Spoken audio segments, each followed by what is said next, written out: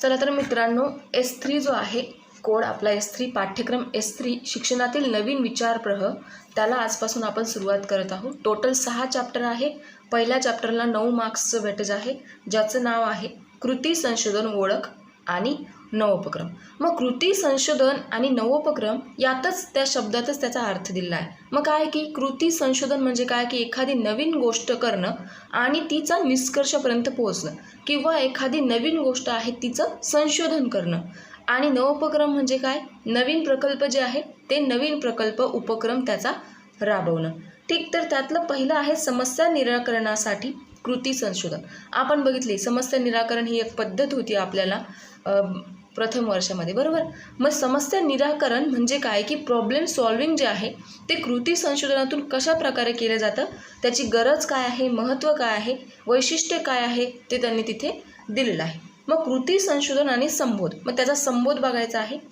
मग आपल्याला माहिती की आपल्या दैनंदिन जीवनामध्ये किंवा शिक्षकाच्या दैनंदिन जीवनामध्ये, शालेय कामकाजामध्ये त्याला विविध प्रकारच्या समस्या येत असतात.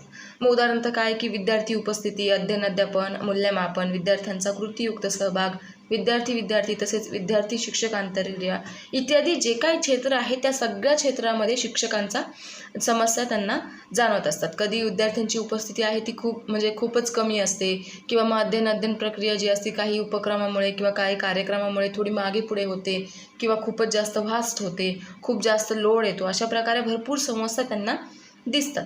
मग या समस्यांपैकी कृती संशोधनासाठी प्राधान्यक्रमाने विशेषतः अध्ययन अध्यापनाच्या क्षेत्रातील महत्त्वाची समस्या निश्चित करावी लागते. म्हणजे जे काही कृती समस्या आहे त्या सगळ्या, या ज्या समस्या आहेत त्या सगळ्या समस्यांपेक्षा अध्ययन अध्यापनाची जी समस्या आहे ती त्यांना निश्चित करावी लागते. बाकी कोणत्याही गोष्टी ज्या आहे, कोणत्याही समस्या नाही सोडवल्या तरी चालतील, परंतु त्यांचं जे शिकवण्याची समस्या आहे किंवा अध्ययन अध्यापनाची जी समस्या आहे ती त्यांना पूर्ण करावीच लागते. म्हणजे कोणत्याही परिस्थितीमध्ये त्यांना ते अध्ययन अध्यापन जे आहे ते व्यवस्थित झालं पाहिजे, विद्यार्थ्यांना समजलं पाहिजे आणि ते त्यांच्यापर्यंत पूर्णपणे व्यवस्थित पोहोचलं गेलं पाहिजे, अशा प्रकारे ती निश्चित करावी लागते. मग त्यानंतर या समस्येमागील कारणे आहे ती शोधली जातात, त्यांची त्रुटी आणि उणिवा जे आहे ते उकल करण्याचा प्रयत्न केला जातो. जी काय स्थानिक परिस्थिती असते त्यानुसार आवश्यक त्या कृती कार्यक्रमांचे नियोजन करावे लागते. मग त्या कृती कार्यक्रमांची अंमलबजावणी करावी लागते. मग आवश्यकतेनुसार जे काही कृती कार्यक्रम आहे त्यांचं आवर्तन देखील करावं लागतं.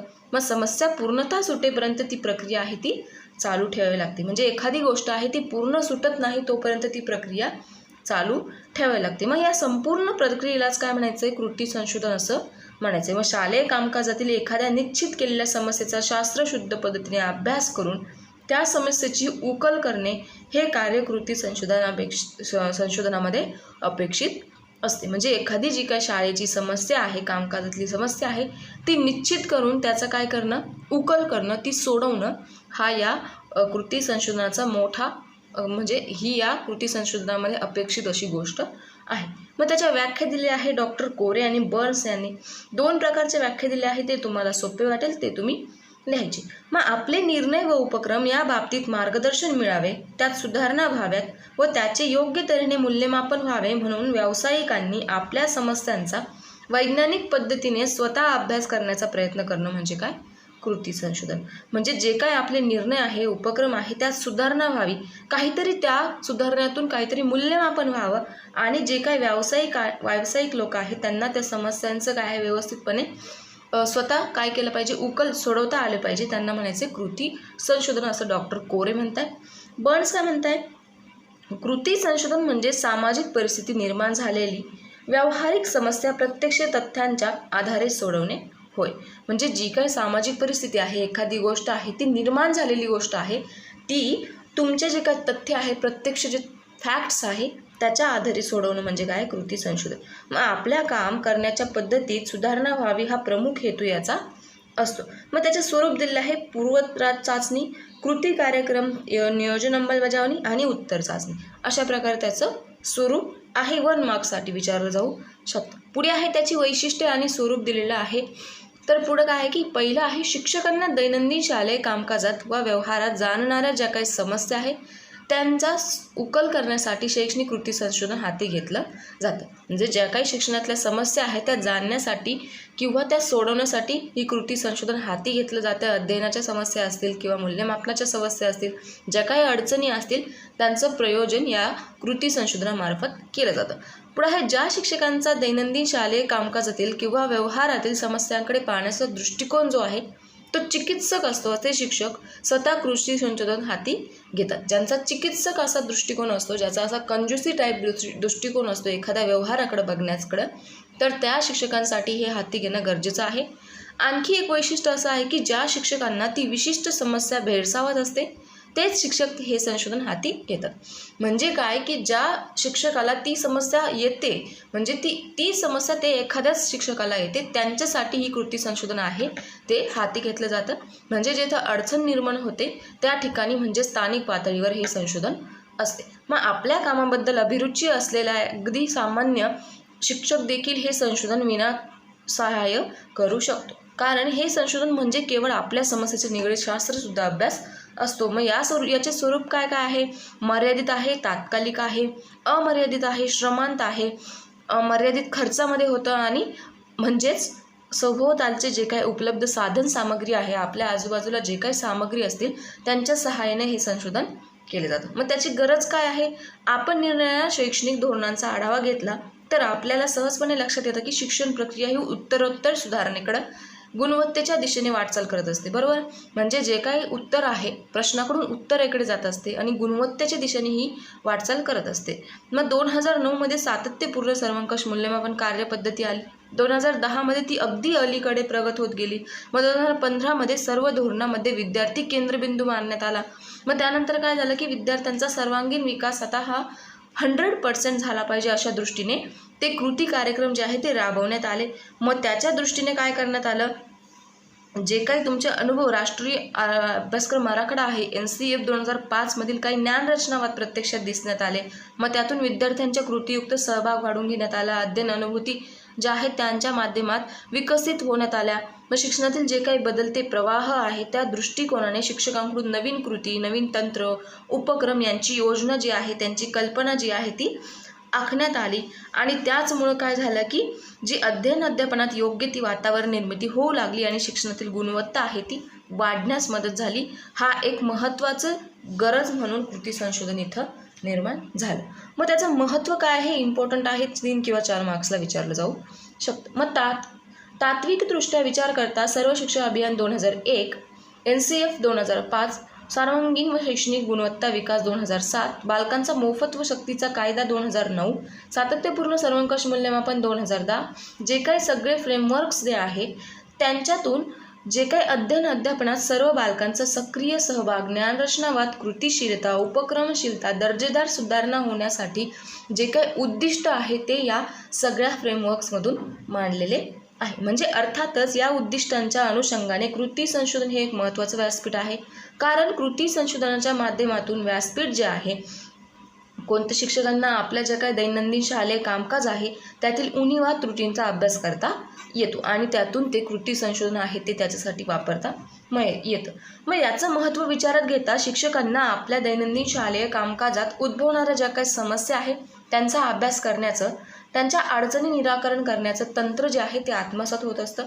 मग त्यामुळे या अभ्यासातून हेतूने अनेकविध स्वरूपाचे जे आहे उपाय जे आहेत ते निघून येतात. मग आपोआपच शिक्षकांची जी कृतीशीलता व सर्जनशीलता काय होत जाते, वाढत जाते. मग परिणामी अध्यापनात विधायक बदल घडून येतात. मग विद्यार्थी, पालक, शाळा सचेतन होण्यास महत्त्वाचे योगदान लाभते. विद्यार्थ्यांची जी काही पालकांची कृतीयुक्त सहभाग असतो तो एकूण शाळा व शिक्षण प्रक्रिया आहे ती दर्जेदार होण्यासाठी कृती संशोधन हे एक महत्त्वाचं साधन आहे. मग थोडक्यात सांगायचं म्हणजे काय की कृती संशोधनामुळे आपल्या दैनंदिन शालेय कामकाजाचा दर्जा वाढत जातो. त्याचं चांगलं व्यासपीठ जे आहे ते लाभलं आहे.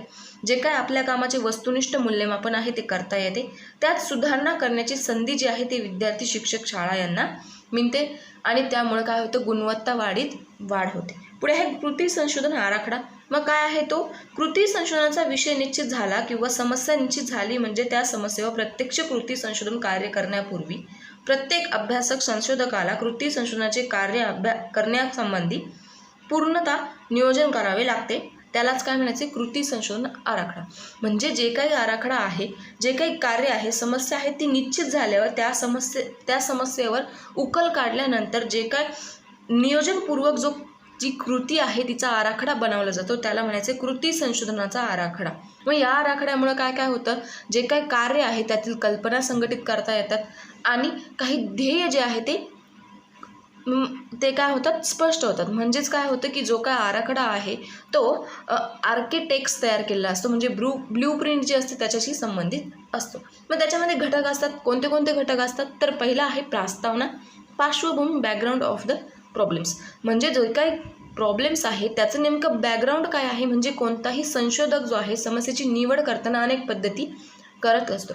मग तो ज्या शालेय परिस्थितीत काम करत असतो त्या ठिकाणचा दैनंदिन व्यवहारातील अनुभव, अडचणी, चिकित्सक तपासणी केल्यानंतर त्या विषयाची जी काय जागा आहे ती स्पष्ट होते आणि त्यातून कळते की हा प्रॉब्लेम काय आहे आणि तो सॉल्व्ह करायचा कसा आणि त्यासाठी कोणती पद्धती जी आहे ती यूज करायची आहे. सपोज आपल्या लायब्ररीत काहीतरी झालेलं आहे, म्हणजे लायब्ररीत एखादं इक्विपमेंट जे आहे ते थोडंसं गडबड करतं आहे किंवा मग तुटलेलं आहे किंवा मग काहीतरी त्याचे जे काटे वगैरे आहे ते थोडेसे पॅरामीटर्स वगैरे आहे त्यांचं ती थोडी गडबडली झालेली आहे किंवा मग त्याचा खालचा जो पारा आहे, मर्क्युरी आहे, ती तुटलेली आहे. त्यामुळे ते काय होतं, टेम्परेचर आहे ते राईज होतं आहे, कधी इन्क्रीज होतं आहे, कधी फॉल होतं आहे, ठीक ना. मग त्यामुळं काय करायचं आहे, तिथं कोणती पद्धत, म्हणजे का इन्क्रीज होतं आहे, का फॉल होतं आहे, ही पद्धत तिथे ते शोधल्यानंतर कोणती पद्धत तिथं यूज करायची आहे ते आपण शोधतो, बरोबर. मग या ठिकाणी आपल्याला समस्या निराकरण पद्धत यूज करून चालेल का, नाही. समस्या निराकरण पद्धत आपण मॅथमध्ये यूज करतो. इथे आपल्याला प्रायोगिक पद्धत किंवा दिग्दर्शक पद्धत किंवा प्रकल्प पद्धत टाईप जी असते त्या पद्धती इथं आपल्याला यूज करायला लागतं, ठीक. मग अशा प्रकारे त्यांची पार्श्वभूमी आहे ती लक्षात घ्यावी लागते. मग त्या समस्येची संबंधित सद्यस्थिती काय आहे, कोणकोणत्या घटकांचा संबंध त्याच्याशी आहे, परस्पर संबंध कसा आहे, त्यांचे जे काय समस्येचे प्रत्यक्ष संबंध कसे आहे, जाणवणाऱ्या ज्या काय समस्या आहे त्यांची कारणे काय काय असू शकतील, कोणत्या त्रुटी असू शकतात, काय नेमके स्वरूप काय आहे, आवश्यकता आणि गरज काय आहे, अडचणींचे स्वरूप कसे आहे, अशा प्रकारची त्याची प्रास्ताविक किंवा मग ते प्रस्तावना त्याची पार्श्वभूमी असते. पुढे आहे संशोधनाची गरज, need of the research study. मग समस्येची गरज मांडताना संशोधकाने असा विचार करावा लागतो की या समस्येचा संबंधित अभ्यास गटावर सद्यस्थितीत काय परिणाम होऊ शकतो, ही समस्या सुटली नाही तर त्याचे भविष्यात काय दुष्परिणाम होऊ शकतील, ते थांबवण्यासाठी संशोधनाची जी गरज आहे ती नमूद करावी लागते. पुढे आहे संशोधनाचे महत्त्व. मग संशोधनाचे महत्त्व विषद करताना सामाजिकदृष्ट्या आणि तात्विकदृष्ट्या नमूद करावं लागतं. कारण संशोधनामुळे काय होतं की कृती, कार्यक्रम व धोरणांची उद्दिष्टे आहे ती सफल होण्यास योगदान होईल असा त्याचा उल्लेख करावा लागतो. मग प्रस्तुत केलेले जे काय संबोधनांचा असेल त्याचा लाभ घेण्यासाठी त्या घटकास त्याचा परिणाम कसा होईल हे नमूद करावं लागतं आणि त्याचं महत्त्व काय आहे हे सुद्धा नमूद करावं लागतं. पुढे आहे समस्या विधान, मग स्टेटमेंट ऑफ द प्रॉब्लेम. मग या घटकात काय होतं की जी समस्या आहे ती बिनधास्तपणे विधानाच्या स्वरूपात मांडलेली असते. मग जे समस्या जी आहे ती विधानाच्या स्वरूपात मांडल्यामुळं काय होते की नेमकेपणा स्पष्ट वाहतो आणि समस्येची जो मध्यवर्ती कल्पना असते ती सुटली जाते. समस्या विधान मांडताना कोणतेही अशास्त्रीय, पूर्वग्रह दूषित किंवा भावनिक शब्दांचा वापर त्यामध्ये केला गेला नाही पाहिजे याची काळजी घ्यावी. म्हणजे काय होतं, सपोज एखाद्या विद्यार्थ्याकडून काहीतरी तुटलं, एखादं फ्लास्क वगैरे तुटलं, तर त्याला आपण बोलताना त्याची समस्या जी आहे ते तुटलं म्हणजे त्याच्याकडून आपण एकतर ब्रेकेज फी घेऊ शकतो किंवा मग त्याचं प्रॉब्लेम काय झाला आहे की कसं काय तुटलं आहे. सपोज त्याच्यामध्ये त्याने काहीतरी गरम ॲसिड वगैरे घेतलं असेल तर त्याला क्रॅक जाऊ शकतो आणि ते तुटू शकतं किंवा चुकून तुटू शकतं किंवा एखाद्याचा धक्का लागला दुसरा कोणाचा म्हणून तुटू शकतं. अशा ज्या काही समस्या आहेत त्यांची जाणीव करून घेणं आणि त्याला भावनिकदृष्ट्या रागावणं यापेक्षा हे काय आहे त्याची काळजी घेतली. भावनिक शब्दांचा वापर आहे तिथे करू नये की असं का केलं, तसं का केलं आणि हे असं होतं तर तसं होतं. हे काय गोष्टी असतात ज्याला इमोशनली ते मनावर घेईल अशा गोष्टींचा, अशा शब्दांचा तिथे वापर करायचा नाही याची काळजी घ्यायची. पुढे आहे कार्यात्मक व्याख्या, operational definitions of some terms. मग समस्या विधानातील काही संज्ञा या नेहमीच्या संज्ञापेक्षा वेगळ्या असतात किंवा त्याला संशोधनाच्या किंवा संशोधकाच्या त्याला संशोधन कार्यात अभिप्रेत केलेल्या असतात. त्यामुळे त्रयस्थ व्यक्तींकडून त्याच्या जो काही चुकीचा अर्थ आहे तो लावला जाण्याची शक्यता असते. तसे होऊ नये म्हणून संशोधकाने आपल्या समस्या विधानातील अशा विशिष्ट संज्ञांची निवड करून त्यांचा अपेक्षित असा संदर्भ अर्थ लावणं गरजेचं असतं. पुढे आहे संशोधनाची उद्दिष्टे. मग संशोधन करतोय परंतु त्यामागे त्याची उद्दिष्टे काय काय आहेत हे जास्त गरजेचं आहे. त्याचे उद्दिष्ट हेतू जे आहे ते स्पष्ट झाले की त्या समस्याचं निराकरण जे आहे ते पटकन केलं जातं.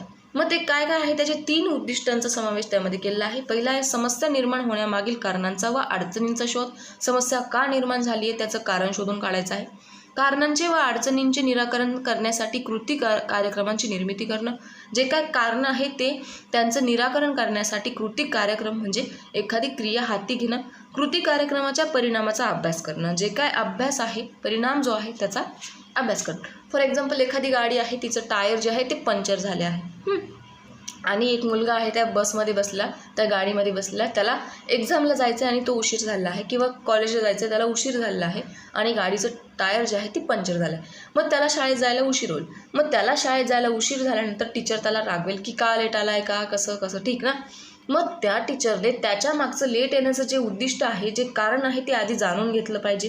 ठीक, मग त्याचं निराकरण केलं पाहिजे की हो ठीक आहे, तुझी गाडी पंक्चर झाली त्यामुळं तू लेट झाला. आणि त्या जे काय बोलायचं आहे त्याला त्याच्या आधी थोडंसं भान ठेवून किंवा मग त्याला इमोशनली त्याला हर्ट होणार नाही अशा गोष्टी त्याला बोलायच्या आहेत. ठीक, तर काय होतं बऱ्याच वेळेला काय होतं ना की स्टुडंट लेट येतात आहे, मग काही मुद्दाम पण लेट येतात, काहींची खरंच काहीतरी रिझन असतात म्हणून लेट येतात. परंतु काय होतं की शिक्षकांचा नजरियाना तसा झालेला असतो की स्टुडंट लेट आले की त्यांना असं वाटते हे काहीतरी टाईम म्हणजे कुठेतरी काहीतरी करत असतील किंवा मग काहीतरी गोष्ट असेल की जी काहीतरी टिंगल टवाळी वगैरे इथे करत असतील. तर अशी गोष्ट नसते. काहींचे खरंच प्रॉब्लेम असतात आणि काही विद्यार्थी असेही असतात की जे स्वतःहून काहीतरी लेट येण्याचं कारण जे आहे ते बनवून देतात. म्हणजे की जरी कुठेतरी टाईमपास झाला तरी सांगणार की गाडी पंक्चर झाली आहे, मम्मी आजारी होती, हॉस्पिटलला पोचवायचं होतं, हे आलं होतं, ते आलं होतं, एक्सेट्रा एक्सेट्रा. ओके, ठीक. पुढे आहे कृती परिकल्पना म्हणजे ॲक्शन हायपोथेसिस. कृती परिकल्पना म्हणजे नेमकं काय की ज्या प्रश्नाचं उत्तर शोधायचं आहे ते संशोधन हाती घेतल्यानंतर त्या प्रश्नाचे उत्तर जे आहे ते शोधणं म्हणजे काय, परिकल्पना होय. मग परिकल्पना म्हणजे संशोधकाने चतुरतेने किंवा चाणक्षपणे बांधलेला अंदाज होय. मग त्याचे 2 घटक असतात. तर कोणतं आहे की जी काय संबंधी विषयाची विधाने असतात किंवा एखादी गोष्ट जी आहे ती घडली, का घडली किंवा कशी घडली याचं स्पष्टीकरण त्यामध्ये दिलेलं असतं. त्याचा पहिला भाग म्हणजे आपणास माहीत असलेल्या घटकांशी निगडीत असतं आणि नंतरचा भाग म्हणजे माहीत नसलेले घटक. अशा प्रकारे 2 घटक त्याचे पडतात. म्हणजे पहिल्या भागाचा दुसऱ्या भागाशी संबंध असतो. प्रामुख्याने दुसऱ्या भागातील घटक हा पहिल्या भागातील घटकांवर अवलंबून असतात. म्हणजे दोन्ही एकमेकांवर अवलंबून असणारे घटक त्यामध्ये असतात. फॉर एक्झाम्पल संभाषण विषयक उपक्रमांचा संभाषण कौशल्य विकसनावर परिणाम होतो. म्हणजे काय की संभाषण विषयक कौशल्य म्हणजे सपोज एखाद्या विद्यार्थ्याला भाषण करायचे, मग त्यामध्ये त्याचे जे काही उपक्रम आहे ते उपक्रम त्याला बोलायचे आहे तर त्याचं बोलणं जे आहे ते स्पष्ट असायला हवं. संभाषण कौशल्य जे आहे, कन्व्हर्सेशन जे आहे ते व्यवस्थित असायला हवं. म्हणजे एका घटकाचा जो परिणाम आहे तो दुसऱ्या घटकावर होता कामा नये. सपोज त्याला वाचता व्यवस्थित येतं आहे परंतु त्याला कन्व्हर्सेशनच करता येत नाही आहे, तर असं चालेल का? नाही. तर दोन्ही घटक जे आहे ते एकमेकांवर परिणामकारक असतात. ठीक, परंतु प्रत्येक संशोधनास परिकल्पना असते असंही नाही. एखादा नवीन समस्या जर असेल किंवा नवीन क्षेत्र जे असेल त्यावर संशोधन केलं जातं प्रथमच, तर त्याला संशोधन असं म्हणता येतं. मग अशा संशोधनाला परिकल्पना नसल्या तरी चालतात. फॉर एक्झाम्पल जर विद्यार्थ्यांना संभाषण विषयक उपक्रमांचा सराव दिला असता त्यांच्या मनात संभाषणविषयी आवड निर्माण होईल, इंग्रजीच्या संभाषण कौशल्य संपादित होईल. बरोबर. आत्ताच ते एक्झाम्पल सांगितलं मी तुम्हाला. तसंच एक प्रत्येक विषयाला परिकल्पना असे असतं असं नाही. मग काय होतं की सपोज एखाद्या विद्यार्थ्याला सांगायचं की तुला उद्या कन्व्हर्सेशन करायचं आहे, तुला हा टॉपिक मी दिला आहे, तू याच्यावर प्रिपरेशन करून ये.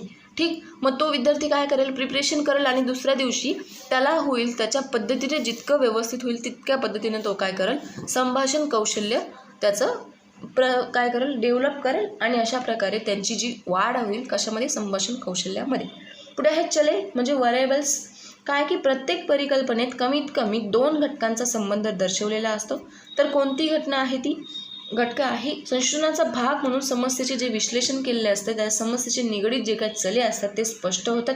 त्यासाठी 3 प्रकार दिलेले आहे, स्वाश्रयी चले, आश्रयी चले आणि बाह्य चले. ठीक, मग परिकल्पनेच्या पहिल्या भागातील घटक म्हणजे स्वाश्रयी चले, दुसरा घटक म्हणजे आश्रयी आणि तिसरा घटक म्हणजे बाह्य. जे काही पहिले आणि दुसरा घटक आहे श्वासरी आणि आश्रयी, हे दोन्ही घटक जे एकमेकांवर परस्पर संबंधित परिणाम करणारी चले आहेत आणि ती बाह्य चले असतात, त्यामुळे ते श्वासरी आणि आश्रयी जे आहे ते बाह्य चले त्यांचा उच्चार तिथे केला आहे. मग या सगळ्या चलांमध्ये जे काही परिकल्पनेनंतर आराखडा केला पाहिजे. जर फॉर एक्झाम्पल जर शिक्षकांना कृती संशोधन विषयक बहुमाध्यमीय संपुष्टाचा अभ्यास किंवा वापर केला तर त्यांना संशोधनाची आवड निर्माण होऊन संशोधनाविषयक कौशल्य संपादनात वाढ होईल. ठीक, तर 8वा आहे संशोधनाची व्याप्ती व मर्यादा म्हणजे scope and limitations of research. तर काय काय आहे ते तर आपण बघूया. मग या घटकामध्ये काय होतं की संशोधनाचा जो आवाका आहे, दर्शवण्याचा जो आकारमान आहे तो यामध्ये दर्शावा लागतो. उदाहरणार्थ काय की जिल्हा परिषद शाळा निफाड नाशिक हे कार्यक्षेत्र असणार आहे. तसेच प्रस्तुत संशोधनात 3री अ च्या वर्गाच्या संभाषण कौशल्याचा अभ्यास त्यामध्ये केला जाणार आहे. म्हणजे व्याप्तीमधून नेमकं संशोधनाचं कार्यक्षेत्र काय आहे, नेमका अभ्यास गट कोणता आहे, त्याचा विषय काय काय आहे, या सगळ्या बाबींचं यामध्ये वर्गीकरण केलेलं असतं. पुढे आहे मर्यादा लिमिटेशन्स. मग त्यातलंच मर्यादा काय काय. मग मर्यादा या उपगटात संशोधकाला कार्य नेमकं काय करायचं आहे, त्याची मर्यादा कोणती आहे ते नेमून दिलेलं असतं. उदाहरणार्थ 3री अ च्या वर्गातील विद्यार्थ्यांचा अभ्यास केला जाईल. मग तो कशा प्रकारे करायचा आहे, त्यांचं केवळ संभाषण कौशल्य अभ्यासलं जाईल की त्यांचे बाकीचे जे कौशल्य आहेत तेही अभ्यासले जाईल, अशा प्रकारच्या मर्यादा त्यामध्ये असतात. पुढे आहे संशोधन कार्यपद्धती रिसर्च मेथडॉलॉजी. संशोधन कार्यपद्धतीमध्ये काय होतं की हे जे कार्यपद्धती आहे ते महत्त्वाच्या पायऱ्या असतात, त्या टप्प्यानुसार चाललेले असतात. मग त्यातली पहिली आहे संशोधन पद्धत, अभ्यास गट, संशोधन साधने. त्याच्यात परत 2 सब टॉपिक आहे, माहिती संकलनाची साधने आणि माहिती विश्लेषणाची साधने. मग संशोधन पद्धतीमध्ये काय होतं आपण बघितली बघा, प्रायोगिक मेथड आणि पृथक्करण मेथड संशोधन पद्धत. हे काय स्वयंशोध होते आय थिंक. हां ठीक आहे, संशोधन पद्धत आपण बघितलेली आहे. मग त्यामध्ये काय होतं की निश्चित जे काही समस्या असते ती भूतकाळाशी निगडीत असते. मग ती ऐतिहासिक पद्धत असेल ती वर्तमान काळाशी निगडीत असते. म्हणजे जी काय सध्याची स्थिती असते त्यावर निगडीत असते. म्हणजे ती काय आहे वर्णनात्मक पद्धत आहे. आणि जे काही भविष्यात नवीन पद्धती आहेत त्यांचा तंत्रांचा वापर करून प्रायोगिक पद्धत जी वापरली जाते हे लक्षात घ्यायला हवं. त्यासाठी 3 जे मूलभूत पद्धती असतात त्या ठरवणं गरजेचे असते. परंतु कृती संशोधनात सर्वसाधारणपणे वर्तमान काळ किंवा सद्यस्थितीशी निगडीत असलेल्या समस्या निवडली जाते. म्हणजे कृती संशोधनात काय होतं की भूतकाळाशी निगडीत असलेल्या समस्या आहेत त्या न निवडता जी काय सद्यस्थिती आहे, जी काय आत्ताची परिस्थिती आहे त्यावर समस्या निराकरण केलं जातं. पुढे आहे अभिकल्प डिझाईन. प्रायोगिक पद्धतीचा वापर केला जात असल्यामुळे संशोधकाला अभिकल्पना देखील निश्चित करावी लागते. मग त्यासाठी वेगवेगळी डिझाईन जे असतात ते निश्चित करावे लागतात. अभिकल्पनात काय होतं, एक गट व समांतर असे 2 गट पाडले जातात. परंतु कृती संशोधनासाठी काय होत जातं, एकल गट अभिकल्पनाची निवड करावी लागते. 2 गट जरी पाडले जातात तर कृती संशोधनामध्ये फक्त एकाच गटाची निवड करावी लागते, त्याला म्हणायचे अभिकल्प गट. पुढे आहे अभ्यास गट, नमुना निवड सॅम्पलिंग. नमुना निवडणीच्या विविध पद्धती असतात, परंतु कृती संशोधनासाठी एकाच गटाचा प्रतिनिधी गट जो असतो त्याचा उपयोग केला असतो. त्यामुळं काय होतं की विविध पद्धती असतात, निवड पद्धती असते, त्यांच्या शास्त्रीय पद्धतींचा टप्पा हा कृती संशोधनात फारसा येत नाही. मग विशेषतः ज्या गटातील किंवा ज्या गटाबाबत ज्या समस्या आहेत त्या जाणणं संपूर्ण गटासाठी गरजेचं असतं किंवा आवश्यक असतं. मग संशोधकाची जी दृष्टी असते त्यांना जे काही गरज आहे असे नमुने निवड करणं आणि सहेतुक नमुने निवड करणं याला म्हणायचे अभ्यास गट किंवा नमुना निवड. पुढे आहे कृती संशोधन कार्यवाहीचे टप्पे पायऱ्या. इम्पॉर्टंट आहे, विचारलं जाऊ शकतं 3 मार्क्ससाठी. तर त्याचे 5 टप्पे आहे, कोणते कोणते आहे तर आपण बघूया. पहिला आहे समस्या निश्चिती. जी काय समस्या आहे ती दैनंदिन जीवनाशी संबंधित आहे की अध्यापनाशी संबंधित आहे. जी समस्या असेल त्याची आधी निश्चिती करणं गरजेचं आहे. पुढे आहे उद्दिष्ट निश्चिती. मग जी समस्या आहे ती शास्त्रशुद्ध पद्धतीने आलेली असणार तर त्याची उद्दिष्टे काय काय आहे ते आधी निश्चित केलं पाहिजे. जी समस्या आहे ती कशा प्रकारे सोडवायची आहे त्याचे उद्दिष्ट आधी निश्चित केलं पाहिजे, हेतू आधी निश्चित केले पाहिजे. पुढे आहे संशोधन कार्यपद्धती निश्चिती. मग संशोधन कार्यपद्धतीमध्ये काय होतं, जो काही नमुना गट असतो, माहिती संकलनाची साधने असतात, निश्चित साधन सामग्री, मुलाखत, प्रश्नावली इत्यादी गटांच्या सद्यस्थितीचा अभ्यास करून ते काय विश्लेषण आहे त्यांचा अडचणींचा शोध त्यामध्ये घेतला जातो आणि त्यावर जे काय उपक्रम असतात त्यांची अंमलबजावणी केली जाते. ठीक, मग त्यामध्ये काय येतं, पूर्व चाचण्या, उत्तर चाचण्या, त्यांची तुलना करून जो काही बदल असतो तो आवर्जनात आणणं गरजेचं आहे. पुढे आहे संकलित माहितीचे विश्लेषण आणि निष्कर्ष व कृती कार्यक्रमांची अनुधारण. मग कृती कार्यक्रमांचे अनुधानामध्ये काय आहे की काही टप्पे मांडलेले जातात. त्याचा ओघ तक्ता दिलेला आहे. पुढे समस्या निवड, काय काय टप्पे आहे ते: संशोधन कार्यपद्धती निश्चिती, पूर्व चाचणीसाठी साधने विकसन, अभ्यास गटाच्या सद्यस्थितीचा अभ्यास करणं, समस्येमागील त्रुटी व अडचणी शोधणं, उपायात्मक कृती कार्यक्रमांचे नियोजन करणं, प्रत्यक्ष कृतींची अंमलबजावणी करणं, उत्तर चाचणी तयार करणं, प्रत्याभरण करणं आणि आवश्यकतेनुसार कृती कार्यक्रमांची आवर्तन करणे इत्यादी जे काय आहे टप्पे त्याचे आहे. ठीक. मग संशोधनाची साधने, tools of the research, important question आहे. मग पहिलं आहे माहिती संकल्पनेची साधने. मग काय काय येतात, कोणती कोणती साधने वापरायची आहे, कोणता उल्लेख त्यामध्ये करायचा आहे ते यामध्ये दिलेलं आहे. मग कृती संशोधनामध्ये एखादी समस्या असते ती निश्चित करावी लागते, त्याची जी काही अनुषंगे आहे त्याची माहिती गोळा करावी लागते आणि ती माहिती प्राप्त करण्यासाठी आपल्याला काही संशोधन साधनांचा वापर करावा लागतो. मग जी काही साधने आहे त्यांची निवड ही फार महत्त्वाची असते. मग त्यामध्ये काय असतं, निरीक्षण, प्रश्नावली, मुलाखत, पदनिश्चय श्रेणीयन, अभिव्यक्ती, प्रासंगिक नोंदी इत्यादी ज्या काही गोष्टी आहेत त्या आपण फर्स्ट इयरमध्ये अभ्यासल्या आहेत. यांचा सगळ्यांचा स्टडी त्यामध्ये त्या साधनं जी आहे ती अंमलात आणावी लागतात, त्यांचा उल्लेख तिथे करावा लागतो. पुढे आहे मुलाखती.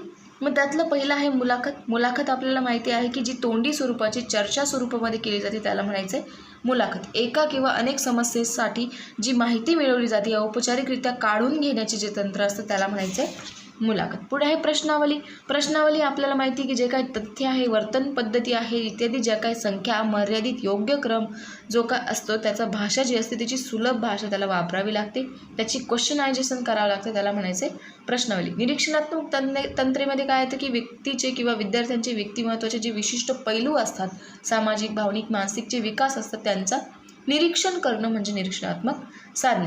पडताळा सूचीमध्ये काय की व्यक्तींचे जे काही विद्यार्थ्यांचे अंगे असतात, सुप्त गुण असतात, कला, क्षमता, कौशल्यांची अभिरुची इत्यादींची साधने जी आहे ती वापरात घ्यावी लागतात. मग पडताळा सूचीमध्ये त्यांनी दिलेलं आहे संभाषण करतोय की नाही, मांडणी सुशोभित करतोय की नाही, सुस्पष्टता आहे की नाही, आत्मविश्वासाने सहभाग घेतोय की नाही, इतरांना मदत करतोय की नाही, इतरांच्या मदतीचा उच्चार करतोय की नाही इत्यादी प्रकारचे जे कौशल्य आहे त्यांनी ते नमुना सूचीमध्ये दिले आहे. मग पदनिश्चयमध्ये 3 अशा बिंदू आहेत, 3 बिंदू श्रेणी आहे आणि पंचबिंदू श्रेणी 2 प्रकार त्यांनी मांडलेले आहे. मोठ्या प्रमाणात, काही प्रमाणात आणि मुळीच नाही, सातत्याने, बऱ्याचदा, अधूनमधून, क्वचितच आणि अजिबात नाही अशा प्रकारे पदनिश्चय श्रेणी आहे. आपण बघितलेलं आहे फर्स्ट इयरमध्ये की तुमच्याबरोबर तुम्हाला कोणासोबत सहलीला जायला आवडेल, तुमच्या वर्गात सगळ्यात बडबड करणारा विद्यार्थी कोणता आहे, सतत उत्तर देणारा विद्यार्थी कोणता आहे, अशा प्रकारे त्याच्यामध्ये 3 बिंदू आणि पंचबिंदू श्रेणी रचलेली आहे. पुढे आहे त्याच्यात प्रासंगिक नोंदी. निरीक्षणात्मकमध्ये त्याची साधने आहे अबकड, तर त्याच्यात आहे प्रासंगिक नोंदी. प्रासंगिक नोंदी म्हणजे काय की शालेय दैनंदिन जे काम चालू असताना विद्यार्थ्यांचं वर्तन काय आहे त्याला म्हणायचे प्रासंगिक नोंदी, त्याला आपण म्हणतो इंटरनल. ठीक. इंटरनल मार्क्स असाइन करणं. पुढे आहे संपादन चाचणी. मग जे काही विद्यार्थ्यांचे समस्येचे स्वरूप आहे त्या चाचणींचा उपयोग करून काही चाचण्या ज्या असते त्यांचं कौशल्य मापन करणं म्हणजे संपादन चाचणी. त्याच्यामध्ये वस्तुनिष्ठ असणं, चाचणीचे स्वरूप असतं ते वस्तुनिष्ठ असतं, त्याचं विश्लेषण करणं गरजेचं असतं. पुढे आहे संकलित माहितीचे पृथक्करण, डाटा ॲनालिसिस. मग काय आहे, अंकाच्या स्वरूपात असलेल्या माहितीची एका विशिष्ट पद्धतीने मांडणी करून त्या अंकांचा अर्थ लावणं, निष्कर्ष काढणं माहितीच्या विश्लेषणात अपेक्षित असतं, त्याला म्हणायचं आहे संकलित माहिती पृथक्करण. मग त्यासाठी काय असतं, टक्केवारी, सरासरी काढणं, आलेख यांसारख्या साधनांचा उपयोग त्यामध्ये करायला लागतं. मी शॉर्ट्समध्ये सुद्धा तुम्हाला आलेख जे आहे ते टाकलेले आहेत. मग त्याच्यामध्ये 3 टाईप पडतात, रेषा आलेख, स्तंभ आलेख आणि वर्तुळ आलेख. तर रेषा आलेख आपण बघितलेला आहे, एक्स अक्षावर विद्यार्थ्यांची संख्या असते आणि वायवर प्राप्तांत गुण असतात. मग अशा प्रकारे जी जशी सरासरी काढायची असेल त्याची सरासरी नंतर काढायची, तुलनात्मक स्तर जे असतात ते त्यामध्ये निष्कर्षापर्यंत पोहोचतात, अशा प्रकारे रेषा आलेख असतं. स्तंभ आलेखमध्ये काय असतात, एक्स आणि वायच असतं आणि जे काय वेगवेगळ्या छटांद्वारे स्तंभ काढून ते दाखवले असतात. पुढे आहे वर्तुळात्मकमध्ये काय असतं की जी काय माहिती आहे ती संपादन किती पर्सेंटेजमध्ये केलेली आहे ते तसं त्याच्यात 360चा जो वर्तुळ असतो त्याला डिवाइड बाय जितके ते तुमचे मिळालेले मार्क्स आहे ते करावे लागतात. मग त्याचे याप्रमाणे 50%, 180% इत्यादी प्रकारे त्यांचा 180 कोणाच्या मध्ये त्यांचा जे 100% किंवा 10%, 50% अशा अंशाचा कोन तयार करावा लागतो. पुढे आहे कृती संशोधन अहवाल लेखन हस्तलिखित. पहिलं आहे अहवाल लेखन गरज. मग काय गरज आहे त्याची? आपण दैनंदिन अध्यापनामध्ये कामकाज बऱ्याच वेळेस करत असतो. मग त्यामध्ये आपल्याला अहवाल लिहावा लागतो.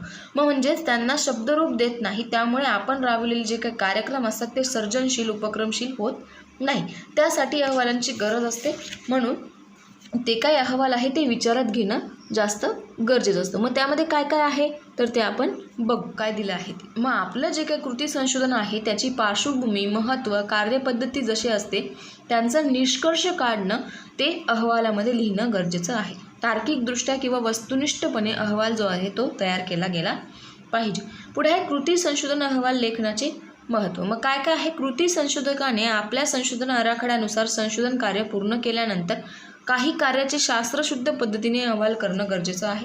त्याचा एक महत्त्वाचा भाग म्हणजे संशोधन आहे. जोपर्यंत अहवाल पूर्ण होत नाही तोपर्यंत संशोधकाचे कार्य जे आहे ते पूर्ण होत झाले असं म्हणता येणार नाही.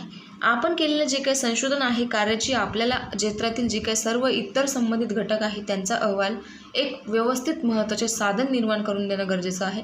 सपोज तुम्ही एखादा प्रॅक्टिकल लिहिताय. मग प्रॅक्टिकल लिहून झाल्यानंतर तुमचा जो रिझल्ट आहे तुम्ही एवढं सगळं लिहिलं आहे, प्रोसिजर लिहिले, ॲपराटस लिहिले, ऑब्झर्वेशन लिहिलं, एटसेट्रा जे काही तुम्ही सगळं लिहिलं, पण तुम्ही निष्कर्ष म्हणजे रिझल्टच जर नाही काढला तर काही उपयोग आहे का त्या प्रॅक्टिकल लिहिल्याचा?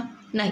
त्यामुळे तुम्ही जे काही कार्यक्रम उपक्रम राबवताय शाळेत त्याचा अहवाल घेणं गरजेचं आहे. याशिवाय संशोधनाद्वारे प्राप्त झालेले जे काही फलिते आहे त्यांचं निष्कर्षसुद्धा काढणं गरजेचं आहे. मग त्यासाठी काही बाबी असतात, काही गोष्टी आहेत त्या लक्षात ठेवाव्या लागतात. मग त्या कोणत्या कोणत्या आहे ते बघू. पुढे आहे कृती संशोधन अहवाल कसा लिहावा. मग त्याचे 3 विभाग केलेले आहे: प्राथमिक, प्रमुख आणि अंतिम. मग प्राथमिक विभागामध्ये काही अपेक्षित बाबी दिलेल्या आहेत. त्या कोणत्या कोणत्या? मुखपृष्ठ, मलपृष्ठ, प्रथम पृष्ठ, प्रतिज्ञापत्र, मुख्याध्यापक प्रमाणपत्र, मार्गदर्शक प्रमाणपत्र, ऋण निर्देशक, अनुक्रमणिका, सारणींची यादी, आलेखांची यादी, नकाशांची यादी, आकृत्यांची यादी अशा प्रकारे त्यांनी दिलेलं आहे. आणि प्रमुख विभागामध्ये काय आहे? त्याचे प्रकरण हा पहिला स्तर आहे. त्याच्यामध्ये प्रस्तावना, संबंधित साईन, त्यांचा आढावा, काय काय बघायचं आहे, कोणत्या कोणत्या कार्यपद्धती आहे, विश्लेषण कसं करायचं आहे आणि निष्कर्ष शेवट गरजेचा आहे. अंतिम विभागामध्ये काय दिलं आहे? संदर्भ ग्रंथ दिला आहे की संदर्भ ग्रंथ यादी, नियतकालिके, वर्तमानपत्रके, संकेतस्थळे जे असतात ते त्यामध्ये दिलेले असतात. दुसरं आहे परिशिष्ट, जे काय मूल्यमापन साधने कोणती वापरली आहे, संशोधन साधने कोणती वापरली आहे, गुणांक यादी काय आहे, छायाचित्र कशा प्रकारे वापरलेले आहे ते सगळे याच्यामध्ये येतं. मग प्राथमिक विभागाचं डिटेल मग आपण बघूया काय असतं. मग मुखपृष्ठ आणि प्रथम पृष्ठ सारखेच असते. अहवालाच्या मुखपृष्ठावर पुढील मुद्द्यांचा समावेश केलेला असतो. मग काय काय असतं?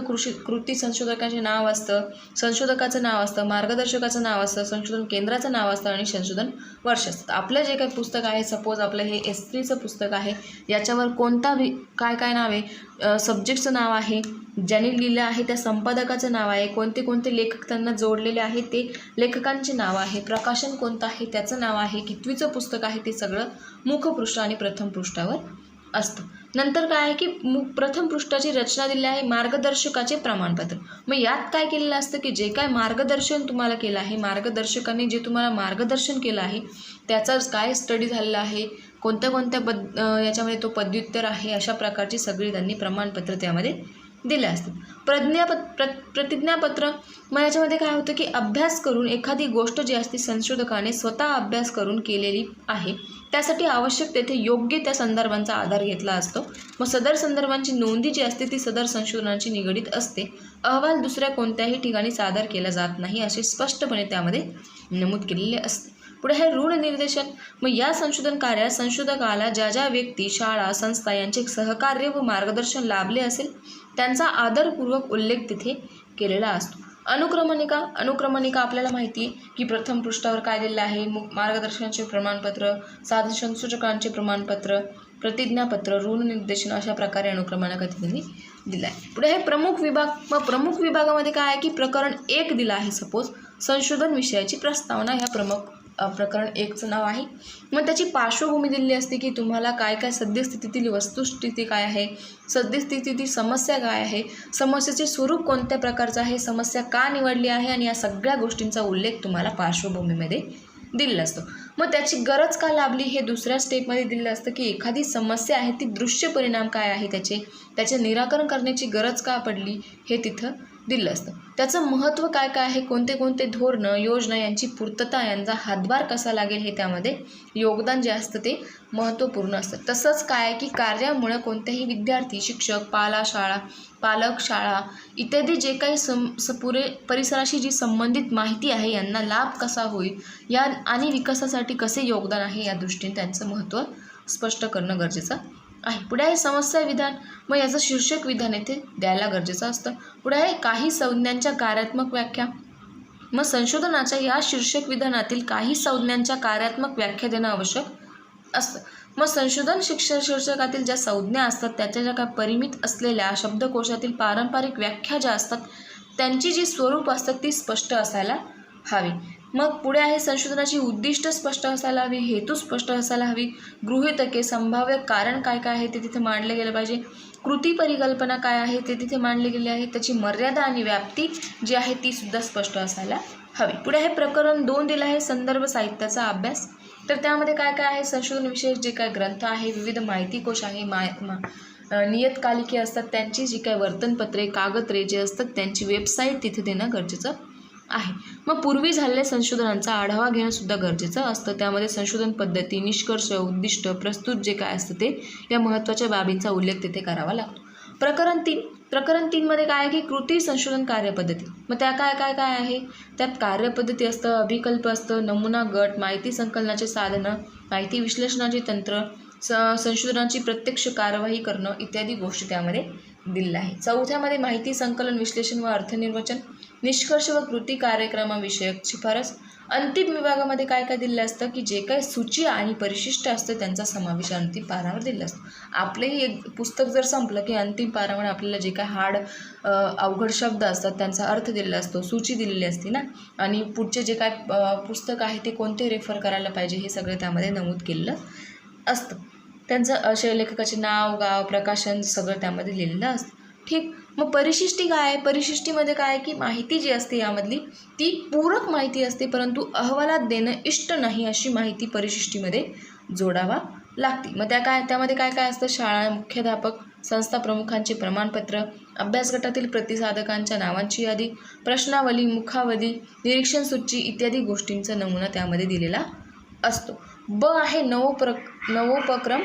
ठीक. मग नवोपक्रम म्हणजे काय, त्याची प्रस्तावना आपण बघूया. मग आपलं जे काही क्षेत्र आहे त्याच्या क्षेत्रात नवीन प्रयोग करणं, त्याद्वारे त्या क्षेत्राची उत्कृष्टतेकडे वाटचाल करणं यासाठी नवोपक्रम जे असतात ते केलेले असतात. मग यात ही काय नवोपक्रम जे आहे ती एक सर्जनशील प्रक्रिया आहे. म्हणजे जे काही तुमचा अनुभव असतात त्याची उपक्रमाची नवीनता असते, व्यक्ती, स्थळ, काल यांचं यामध्ये मूल्यमापन केलेलं असतं. मग जे काही शिक्षण क्षेत्रातील अध्ययन, अध्यापन, मूल्यमापन, सहशालेय कार्यक्रम असतात त्या पद्धतींचं वेगळेपण यामध्ये दिलेलं असतं. शिक्षकाने एखाद्या उद्दिष्ट प्राप्तीसाठी पारंपरिक किंवा प्रस्थापित पद्धती सोडून वेगळा मार्ग अनुसरणं म्हणजे काय, नवोपक्रम होय. मग नवोपक्रम म्हणजे काय की एखादी जी गोष्ट आहे ती जुन्या पद्धतीपेक्षा नवीन पद्धतीत समजून सांगणं म्हणजे काय, नवोपक्रम. काहीतरी वेगळं करणं म्हणजे काय, नवोपक्रम. मग त्याची गरज आणि महत्त्व काय काय आहे, परिवर्तन किंवा बदल हे मानवाचं एक व्यवस्थेतक लक्षण आहे. म्हणजे मानवामध्ये परिवर्तन होणं गरजेचं आहे, बदल होणं गरजेचं आहे. मानव जसाची तसाच कधी राहत नाही. एक कुत्रा आहे इथे ते भुकतं आहे बाहेर, त्याला किती वेळेस बाहेर कळून आली मी शांत किंवा मग खाली पण बांधायला लावले, परंतु इथले जे लोक आहेत फ्लॅटमधले ते ऐकतच नाही. तर त्यामुळे थोडंसं डिस्टर्ब पण होत आहे, सॉरी फॉर दॅट. तर निसर्गामध्ये सातत्याने बदल घडत असतात. उन्हाळा संपला की पावसाळा येतो, सारी पृथ्वी हिरवीगार होते, वृक्षांची जुनी पानं नवीन होतात, जुनी फुलं गळून पडली की नवीन फुलं येतात. अशा प्रकारे जे काय आहे ते निसर्गामध्ये बदल होत असतात. आपल्यालाही माहिती आहे की आपलं प्रथम वर्ष संपलं आहे आता, मग आपण दुसऱ्या वर्षात आलो आहे. प्रथम वर्ष संपल्यानंतर आपण पेपर झाल्यानंतर प्रथम वर्ष संपलं, मग आपण परत प्रथम वर्षाचे पुस्तक उचकून बघितले का, नाही. ठीक ना. मग तसंच आपण काय करतो, आता दुसऱ्या वर्षाची वाटचाल जी आहे ती सुरू केली. मग दुसऱ्या वर्षासाठी आपल्याला काय काय हवं, पुस्तके कोणती हवीत, किती नोटबुक हव्यात, कसं लिहायचं आहे, काय सगळं आपण नवीन प्रकारे करत असतो. अशा प्रकारे प्रत्येक गोष्टीला जी आहे ती बदलत असते सातत्याने, त्यामध्ये काहीतरी परिवर्तन होत असतं. त्याला म्हणायचं नवोपक्रमशीलता. मग मानवी जीवनातही अशी अनेक परिवर्तने झाली आहेत आणि होत राहणार. जुन्या रूढी, रीतिरिवाज, परंपरा नष्ट होतात, नवीन परंपरा, रीतिरिवाज सुरू होतात. अशा प्रकारे जी आहे ती परंपरा जी आहे परिवर्तन जे आहे ते होत असतं. मग अस्पृश्यता हे पारंपरिक मूल्य नष्ट झालं, सर्व धर्म समभाव मूल्यांची जागा घेतली, पतीच्या मृत्यूनंतर त्याची जी काही पत्नी आहे ती सती जाण्याची प्रथा जी आहे ती नाहीशी झाली, शिक्षणाची दारे जी आहे ती सर्वांसाठी खुली झाली. असे जे काही नवनवीन विचार जे आहे ते आताच्या शिक्षण संस्थेमध्ये आलेले आहे. मग शिक्षण हे सामाजिक परिवर्तनाचे अत्यंत महत्त्वाचे साधन आहे. समाजात बदल घडवून आणण्याचे असतील तर समाज परिवर्तनशील राखायचा असेल तर शिक्षणाशिवाय पर्याय नाही. शिक्षणातूनच आपण कोणतीही गोष्ट, नवीन गोष्ट साध्य करू शकतो. मग आजपर्यंत समाजात जी प्रगती झाली, जो परिवर्तन झाला, जे विकास झाले ते फक्त आणि फक्त शिक्षणामुळे झाले. सती जाणं, बालविवाह, केशवपण जे काय आहे ते सगळ्या ज्या रूढी परंपरा आहेत त्या नाहीशा झाल्या. हुंडाबळीसारखे ज्या गोष्टी होत्या त्या आज जास्त घडून येत नाही. समाजात आजही काही परिवर्तनं घडून येण्याची नितांत गरज आहे. हे घडायचे असेल तर शिक्षण खूप जास्त गरजेचं आहे. मग नवोपक्रमाचा अर्थ व संकल्पना काय आहे? नव प्लस उपक्रम इज इक्वल टू नवोपक्रम. तर त्याचा संबोध त्यांनी अर्थ दिलेला आहे. नवीन असा कोणताही उपक्रम म्हणजे नवोपक्रम. ज्या उपक्रमात पूर्वीच्या परिस्थितीत परिवर्तन करून गेले किंवा बदल घडून आणला आहे, पूर्वीच्या उपक्रमात नाविन्य घडून आणलं आहे, वेगळेपण घडून आणलं आहे, त्याला म्हणायचं आहे नवोपक्रम. मग इंग्रजीत नवोपक्रमला इनोव्हेशन्स असं म्हणतात. मग यातील मूळ क्रियापद जे आहे ते आहे टू इनोव्हेट, म्हणजे नाविन्य किंवा नवीनता. टू इनोव्हेटचा अर्थ होतो की टू मेक चेंज, फेरबदल घडून आणणं. नवोपक्रम म्हणजे काय? एक उपक्रम किंवा कार्यक्रम आहे की ज्यात पूर्वीच्या परिस्थितीत काही नवीन परिवर्तन घडून आणणं, काही बदल घडून आणणं, काही नाविन्य घडून आणणं, त्याला म्हणायचं आहे नवोपक्रमशीलता. म्हणजे नाविन्याचे अस्तित्व असलेले परिवर्तन म्हणजे नवोपक्रम. शॉर्टकट डेफिनेशन आहे, सिम्पल डेफिनेशन आहे. मग फोमो रोगर काय म्हणतात की an innovation is an idea perceived as new by the individual. म्हणजे काय की नवोपक्रमशीलता म्हणजे काय की एखादी अशी कल्पना आहे जी नवीन काहीतरी साध्य करते. म्हणजे नवोपक्रम हा असा उपक्रम आहे की जो जाणीवपूर्वक केला जातो, जो नाविन्यपूर्ण विशिष्ट बदलण्यासाठी केला जातो. सपोज आपल्याला उद्यापासून 7 वाजता उठायचं आहे, आपण ठरवलं. आपण रोज 7 वाजता उठतो सपोज, तर उद्यापासून आपल्याला 5 वाजता उठायचं आहे असं ठरवतो. म्हणजे काय की उद्यापासून आपण पूर्ण दिवसभराचं जे शेड्यूल आहे ते चेंज करणार आहोत, बरोबर. म्हणजे आजपेक्षा काहीतरी उद्या तुम्ही नवीन करताय, त्याला म्हणायचं आहे नवोपक्रमशीलता. म्हणजे काय की सपोज आता आपले 1000 सबस्क्रायबर कंप्लीट झाले, बरोबर.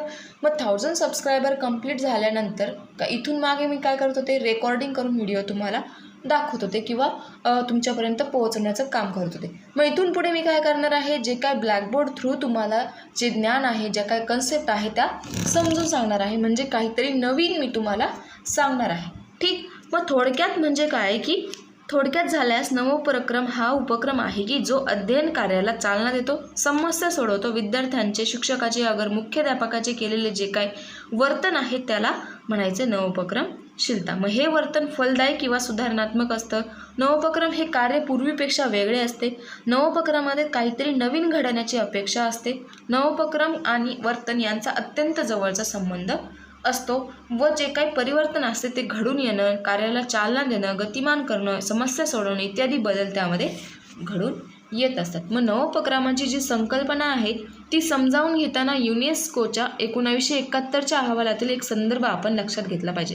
त्याच्यामध्ये असं म्हटलं आहे की नवोपक्रमातील नवीनता म्हणजे केवळ बदलासाठी बदल नव्हे, तर एखाद्या विशिष्ट क्षेत्रात जेव्हा सध्याची जी परिस्थिती आहे त्याचा अपुरापणा जाणवतो तो दूर करण्यासाठी नवीन कल्पना कार्यरत करणं म्हणजे नवोपक्रमशीलता. म्हणजे काय की एखादी जी गोष्ट आहे त्यात फक्त बदल घडून आणणं नाही, तर नवीन काहीतरी कल्पना तयार करणं म्हणजे काय आहे नवोपक्रमशीलता. अगदी सुरुवातीला जेव्हा TV तयार झाला तेव्हा त्याचा आकार मोठा होता. छोट्या जागेत तो कार्य करत नव्हता. म्हणजे बसण्याची जागा होती ती मोठी जागा त्याला लागायची, स्पेस जास्त लागायचा.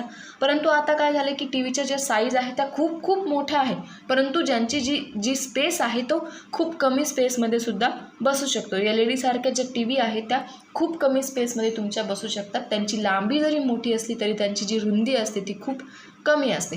पूर्वीच्या ज्या TV होते त्यांचं मागे पुढची जी फ्रेम आहे ती खूप पतली असायची, परंतु जे मागचा आहे तो डब्बा जवळपास खूप मोठा असायचा. आजही काही ठिकाणी तशा TV बघायला भेटतात. तर हे काय जे आहे त्याला म्हणायचं नवोपक्रमशीलता. जे काही जुनी परिस्थिती होती त्यापासून काहीतरी नवीन कल्पना तयार करणं त्याला म्हणायचं नवोपक्रमशीलता. मग त्याची गरज का लाभली? सामाजिक जीवनाच्या सर्वत्र क्षेत्रामध्ये जलद गतीने बदल होत आहे. मग उद्योग म्हणा, आरोग्य म्हणा, पर्यावरण, कोणतेही क्षेत्र असो त्याच्यामध्ये काहीतरी जलद गतीने आजकाल बदल होत आहे. मग किंबहुना ही जी गती आहे, परिवर्तन आहे, ते सामाजिक जीवनाचे स्थायी भावच आहे. मग सामाजिक जीवनाच्या ज्या सर्वत्र येणारे जे काही क्षेत्रांत शिक्षण हे क्षेत्र जे आहे ते मार्गदर्शक असतं. त्यामुळे सामाजिक जीवनातील बदलत्या अपेक्षा, गरजा, मूल्य व जीवन कौशल्य आहे यांचं बदलांचे प्रतिबिंब शिक्षण क्षेत्रावर उमटल्याशिवाय राहत नाही. मग शिक्षण प्रक्रियेशी निगडीत सर्व घटकांवर म्हणजे विद्यार्थी, शिक्षक, पालक, शाळा, शैक्षणिक व्यवस्थापन व प्रशासन यावर थेट परिणाम होत असतो. असे जे काही थेट परिणाम होणाऱ्या ज्या गोष्टी आहेत त्यांचा एकमेकावर परिणाम होऊ नये म्हणून काहीतरी नवीन तयार केलं गेलं. मग शिक्षण क्षेत्र हे सर्वच क्षेत्रांचे मार्गदर्शन क्षेत्र असल्यामुळं त्याचं जे काही सामाजिक जीवन आहे ते अधिष्ठाने आहे. त्यातून काहीतरी क्षेत्रांगत, उदाहरणार्थ अध्ययन, अध्यापन, मूल्यमापन, सहशालेय कार्यक्रम इत्यादी जे क्षेत्र आहे त्यांची कार्यपद्धती व तंत्राऐवजी नवीन विकासात्मक किंवा सुलभ होऊ शकेल असे कार्य अभिनव प्रयोग करणं म्हणजे काय आहे, नवोपक्रमशीलता.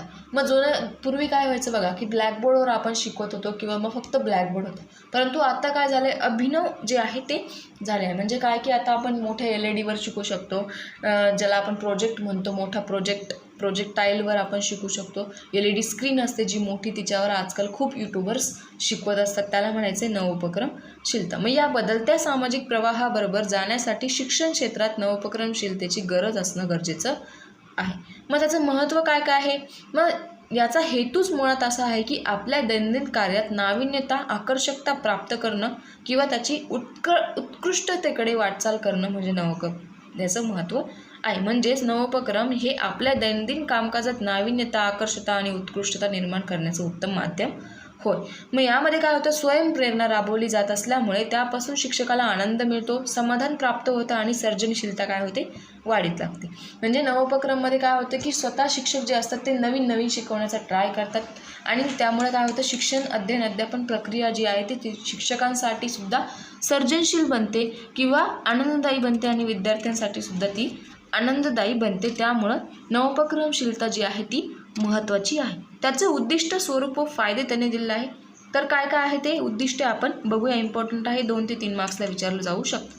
अध्ययन अध्यापनातील तोचकेपणा जो असतो तो घालवून नाविन्य आणणं, शिक्षणात परिवर्तन किंवा बदल घडवून आणणं, ते अधिक अर्थपूर्ण असणं, शिक्षकात असलेले जे काही सर्जनशीलतेची चालना मिळणं, शिक्षणात नवे विचार, नव्या पद्धती, त्यांचा कार्यक्रम जो असतो त्यांचा आखण्याचा प्रयत्न करणं, समस्या सोडवण्याचा प्रयत्न करणं, एखाद्या घटकाचा आस्वाद घेण्यासाठी योजना तयार करणं, अध्ययन अध्यापन प्रक्रिया जी आहे ती कृतीप्रधान बनण्यासाठी प्रयत्न करणं, अध्ययन अध्यापन अधिक वैविध्यपूर्ण बनवणं इत्यादी जे काय आहे ते उल्लेख जे आहे त्यांचा उद्देश असते. ठीक. मग ते एक प्रयत्नपूर्वक केले जाणारे कार्य आहे. समाजाचे जे बदल आहे ते समाज जो आहे तो बदल चालले आहे. त्या समाज बदलण्यामागे त्या समाजाबरोबर आपल्या परिवर्तनातही बदल घडणं आवश्यक आहे. मग लोक आजकाल चंद्रावर पोचले आहे आणि आपण साधा LED यूज करू शकत नाही, TV. तर अशा प्रकारे जे काय आहे ते बदल घडणं गरजेचं आहे. मग शैक्षणिक उद्दिष्ट साध्य करण्याच्या दृष्टीने प्रयत्न केल्यामुळे अध्यापनात सुलभता निर्माण होते. हे काय आहे, त्याचे फायदे आहेत. शिक्षणात प्रयोग करून पाहण्याची मनोवृत्ती जोपासली जाते, शिक्षकांचा आत्मविश्वास वाढतो, शिक्षकांमधील जे सर्जनशील विकास आहे त्यांना वाव मिळतो, नवोपक्रमशीलता जी असते ती अध्ययन अध्यापनातील समस्या सोडवण्यासाठी कृतीशील राहतात इत्यादी जे काय उद्दिष्ट साध्य होण्यासाठी मदत मिळते इत्यादी काय आहे, फायदे आहे नवोपक्रमशीलतेचे. मग त्याचे प्रकार कोणते कोणते आहे ते आपण बघूया. नवोपक्रमांचे प्रकार जे आहे ते खरं तर शिक्षणाच्या कोणत्याही क्षेत्रात नेमक्या कोणत्या क्षेत्रात प्रगती करतात हे निगडीत कोणती घटके आहेत, शिक्षक, व्यवस्थापक की प्रशासक, तो नाविन्य आहे की नाही यावरून त्याचे प्रकार जे आहे ते ठरवले गेले आहे. म्हणजेच काय की प्रकारांचे साचेबंद असे वर्गीकरण न करता ते कोणत्या क्षेत्रातील गुणवत्ता आणि उत्कृष्टतेसाठी ध्यास घेऊन करण्यात आलेले आहे त्याचे प्रकारचे त्यांनी ठरवलेले आहे. उदाहरणार्थ आत्तापर्यंत आपण केवळ अध्ययन प्रक्रिया जी आहे ती सोपी करण्यासाठी, सुलभ करण्यासाठी आणि गुणवत्तापूर्ण करण्याचा विचार केला. परंतु आता शिक्षणाचे व्यवस्थापन जे आहे, प्रशासन जे आहे ते संशोधन, नेतृत्व विकसन, संशोधन, मूल्यमापन, समाजाचा सहभाग इत्यादी ज्या गोष्टी आहेत त्यांचं संवर्धन करणं आणि त्या आरोग्य यांच्यासारख्या वेगवेगळ्या क्षेत्रांत त्यांचा ध्यास घेणं, यात काहीतरी नवीन वैशिष्ट्य जे आहे ते हेतू जे आहे ते साध्य करणं, त्यासाठी नवोपक्रमशीलता राबवलेली आहे. मग त्याचा पहिला प्रकार जो आहे तो अध्ययन अध्यापनविषयक नवोपक्रमशीलता म्हणजे काय की अध्ययन अध्यापन प्रक्रिया सोपी सुलभ होण्याच्या दृष्टीने धडपड करणं. मूल्यमापन पद्धतीविषयक नवोपक्रमशीलता जे काय मूल्यमापन पद्धती आहे, तंत्र, साधनं, हेतू याऐवजी नवीन तंत्रांचा साधनांचा वापर करणं. म्हणजे जुने आपण ब्लॅकबोर्डवर शिकवायचो तर आता प्रोजेक्टवर शिकतो. उदाहरणार्थ लेखी परीक्षेबाबत किंवा लेखी परीक्षेबरोबर अलीकडे PPT सादर केली जाते, गट सादरीकरण केलं जातं, वस्तुनिष्ठ प्रश्न पद्धती तयार केल्या जातात इत्यादी. ठीक. पुढे आहे सहशालेय कार्यक्रम विषयक नवोपक्रम. या सहशालेय कार्यक्रमांतील पारंपरिक उद्दिष्टे व कार्यपद्धती असते ती नाविन्यपूर्ण प्रयोग वा उपक्रमांचा समावेश होत असतो. उदाहरणार्थ अलीकडे शालेय स्वच्छता, शालेय आरोग्य अभियान यांची उदाहरणे दिलेली असतात. पुढे आहे व्यक्तिमत्व विकसन विषयक नवोपक्रम. यात विद्यार्थी, शिक्षक, पर्यवेक्षक यांतील जे काही घटक, पालक इत्यादी शिक्षण प्रक्रियेशी निगडीत सर्व घटकांचा उपक्रम यामध्ये राबवला जातो. फॉर एक्झाम्पल स्वॅट ॲनालिसिस. पुढे आहे सामाजिक जाणीव जागृती विषयक नवोपक्रम. यात काय होतं की जे काही सार्वजनिक ठिकाणं आहे प्रत्यक्ष भेटी देणं, त्यांची माहिती घेणं, वाहतूक व दळणवळण व्यवस्था यांसारखे जे काही विषय आहेत त्यांना निरर्थक समस्या ज्या असतात त्यांचा समस्या सोडवणं यामध्ये आहे. पुढे आहे त्याच्या पायऱ्या. मग पायऱ्या कोणत्या कोणत्या आहेत तर त्या आपण बघूया. पहिली पायरी आहे नाविन्यपूर्ण उपक्रम करण्याची जाणीव. म्हणजे काय की शिक्षण क्षेत्रात अध्ययन अध्यापन व सहशालेय कार्यक्रमांचे आयोजन करताना एवढेच नव्हे तर प्रशासन व व्यवस्थापन करताना उत्कृष्टतेचा ध्यास घेऊन पारंपरिक पद्धतीपेक्षा नवीन काहीतरी उपक्रम करण्याची जाणीव व धडपड मनात निर्माण करणं हीच खरी काय आहे नवोपक्रमांच्या कार्यवाहीची पहिली पायरी आहे आणि आरंभबिंदूसुद्धा याला म्हणता येईल. पुढे आहे नवनवीन उपक्रमांच्या संदर्भात चिंतन. मग अध्ययन अध्यापनात जे काही क्षेत्र आहे त्यांचा प्रयोग करण्यासारखे येणारे जे काही क्षेत्र आहे, उदाहरणार्थ हस्ताक्षर सुधारण्यासाठी एखादी नवीन प्रयोग करता येण्यासारखं जे काय आहे. तसेच ग्रामीण भागातील मोठ्या मुली क्रीडा स्पर्धांमध्ये सहजासहजी सहभाग होण्यास संकोचतात. त्यासाठी मुलींचे व पालकांचे उद्बोधन जे असतं ते त्यांना सहभाग जो आहे तो वाढवण्यासाठी त्यांना आवश्यक ते प्रोत्साहन करणं. अध्ययन अध्यापन, सहशालेय कार्यक्रम, प्रशासन किंवा नवोपक्रम राबवण्याचे जे काही संदर्भ आहे त्यांच्याशी काहीतरी नवीन करून बघणं हे याच्यातून नवोपक्रमशीलतेतून आपण विषय निश्चित केले पाहिजे. तिसरं आहे नवोपक्रमाच्या अनुषंगाने आराखडा विकसन. त्याच्यामध्ये सब टॉपिक जे आहे ते दिलेले आहेत. पहिला आहे उपक्रमाची पार्श्वभूमी. म्हणजे आपल्याला कोणते उपक्रम करायचे आहेत त्याची पार्श्वभूमी मांडणं गरजेचं आहे. सद्यस्थिती लक्षात घेऊन उपक्रम करणं गरजेचं आहे. त्याचा आराखडा करणं गरजेचं आहे. पुढे आहे नवोपक्रमाची उद्दिष्ट. जे काही आपल्याला करायचं आहे, जोही उपक्रम आपल्याला करायचा आहे त्याचं उद्दिष्ट आपल्या समोर निश्चित असायला हवं. फॉर एक्झाम्पल तुम्हाला क्रिकेटर बनायचं आहे. मग क्रिकेटर ही तुमची पार्श्वभूमी झाली, परंतु तुम्हाला का बनायचं आहे, उद्दिष्ट का आहे क्रिकेटर, तुम्हाला आवड आहे म्हणून बनायचं आहे किंवा मग तुम्हाला क्रिकेट म्हणजे बॅट बॉल किंवा मग बॉलिंग व्यवस्थित करता येते किंवा बॅटिंग व्यवस्थित करता येते हे त्याचं उद्दिष्ट साध्य असणं गरजेचं आहे. पुढे आहे नवोपक्रमाचे महत्त्व. मग त्याचं महत्त्व काय असायला हवं, मग एखादं क्षेत्र आहे त्याचा लाभ किती आहे, त्याची हानी किती आहे इत्यादी गोष्टी आपल्याला महत्त्वाच्या असतात. पुढे आहे नवोपक्रमाची व्याप्ती व मर्यादा. मग जो काही उपक्रम तुम्ही हाती घेतला आहे त्याची नेमकी व्याप्ती काय आहे, त्याची मर्यादा काय काय आहे, त्याच्यासाठी कोणत्या कोणत्या गोष्टींची आवश्यकता असणार आहे इत्यादी जो काही, तसेच किंवा स्वतःच्या मर्यादाही मांडाव्या लागतात. म्हणजे एकूण आपल्या उपक्रमाचं जे कामाचे स्वरूप आहे ते किती असायला हवे, कोणासाठी असायला हवे, यातून कोणत्या कार्यकक्षा किंवा अपेक्षित आहे इत्यादी त्यामध्ये त्याचा कालावधी ठरवून त्याचा उपक्रम जो आहे तो मर्यादा जी आहे ती ठरवलेली असते. उपक्रमाची निश्चितता म्हणजे सदर उपक्रमाच्या पूर्णत्वाच्या दृष्टीने कोणकोणते उपक्रम घेणार आहेत त्या सर्वांचे तपशील नमूद करणं गरजेचं आहे. म्हणजे कार्यक्रमांची स्थळं काय काय, एखादा कार्यक्रम तुम्हाला घ्यायचा आहे मग ते कोणाच्या सहकार्याने घेत आहेत, प्रतिसादाचे राबवणारे कोण कोण लोक आहेत, कार्यक्रमाचं स्थळ काय आहे, तेथे कोणते कोणते तज्ज्ञ लोक तुम्ही बोलवणार आहात, या सगळ्यांचा आराखडा तुम्हाला असणं गरजेचं आहे. त्याला खर्च किती येणार आहे, कालावधी किती असायला हवा, हे सगळं त्यामध्ये येतं. पुढे आहे वेळापत्रक. मग नवोपक्रमासाठी तुम्ही कोणत्या 15 दिवसात किंवा महिन्यात तुमचा जो कार्यक्रम असेल मग तो वेळापत्रकानुसार पार पाडणं गरजेचं आहे. म्हणजे सपोज तुम्हाला 3 दिवस कार्यक्रम घ्यायचा आहे एखादा, मग पहिल्या दिवशी तुम्ही काय केलं, एखादे वक्ते जे असतात त्यांचे भाषण वगैरे ठेवलं, दुसऱ्या दिवशी तुम्ही सांस्कृतिक कार्यक्रम ठेवले, तिसऱ्या दिवशी तुम्ही बक्षीस वितरण ठेवलं.